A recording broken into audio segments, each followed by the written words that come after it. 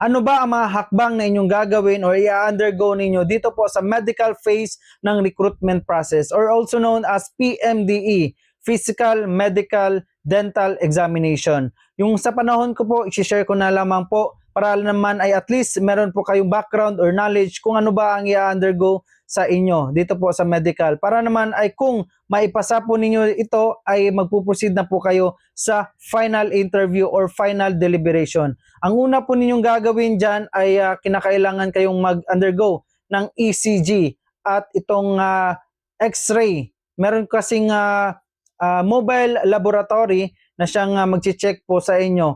At hindi po natin alam, baka ay ipapakomply yan sa inyo in advance. Tulad ng magpapa-ECG kayo sa labas. Hindi po natin alam kasi iba-iba po yung, minsan, iba-iba po yung proseso ng recruitment.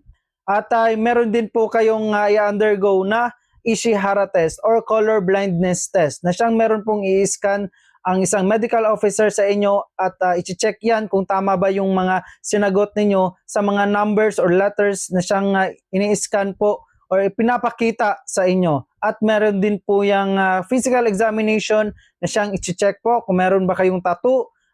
Ipapa-turn around po kayo niyan para at least makita po yung meron bang mga complication or mga kadalasang mga mali na hindi po dapat makita or tulad ng tattoo. Hindi po dapat merong tattoo ang isang aplikante. At the same time, dito po sa ear piercing, at least ay wala na po kayong butas or wala na pong butas ang inyong tenga.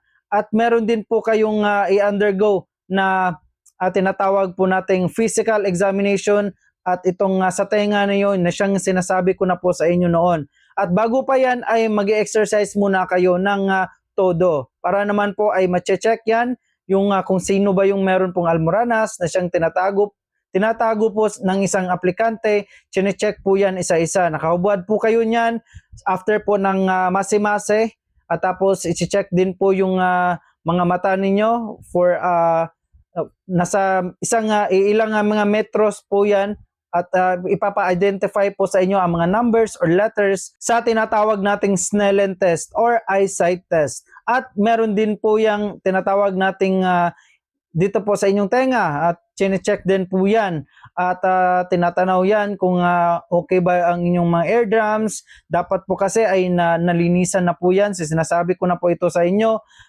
na kinakailangan po kayong malinis ang inyong mga tenga. After nyan ay magpuproceed na din po kayo dito po sa dental phase na isa-isa po kayong i-check ng isang dentista po na siyang magtitest sa inyo kung ano ba yung mga problema, ano ba yung mga dapat ipakomply sa inyo tulad ng pagpapasta at kinakailangan din po ninyo malinis po ang inyong mga ngipin at ina-advisean din po yung iba na kinakailangan nilang mabunot ang isang ngipin tapos ang iba ay papalagyan po yan ng tinatawag nating pustiso pero nakadepende po yan kung ano po yung ipapakomply sa inyo. Kaya kinakailangan po ninyong sumunod na lang kung ano po yung payo sa inyo para naman ay at least smooth po yung magiging takbo ng inyong medical. At lalong-lalo na po sa lahat, dapat po ninyong maibigay itong tinatawag nating compliance. Kung sakali po ay meron po kayong compliance dito po sa inyong mga ngipin, dito po sa dental phase. Kasi kung hindi po kayo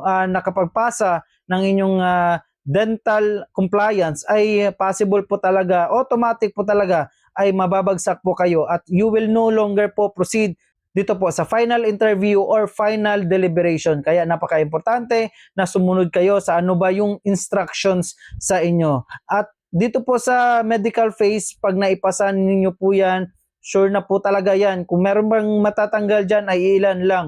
Yung meron mga complications po sa katawan. At kung sure ka na wala kang problema, ay sure na din po ako na makakaproceed ka sa final interview or final deliberation. Minsan po ay nagiging compliance na lang itong final interview or final deliberation kung nakikita po sa inyo ay maliit na lang po yung natira or nagiging underquota na lang po kayo. Kasi kadalasan po yan ay automatic po kayong pag nakapasa sa medical ay automatic din po kayo makakaproceed dito po sa oath-taking ceremony. Kaya ina-advise ko po kadalasan na para po ay hindi po kayo mahirapan sa inyong mga gamit, ay pwede naman din po kayo magdahan-dahan na nakukunin yung mga gamit na siyang posible pong dadalhin dito po sa Regional Training Center. pagkatapos ng inyong medical phase. Kasi mahihirapan kasi yung iba dito po sa pagkukumply ng mga gamit, lalong-lalo na kung wala po silang financially, wala po silang pera na enough para panggastos sa inyong mga gamit. Kaya pwede naman din po na dahan-dahan lamang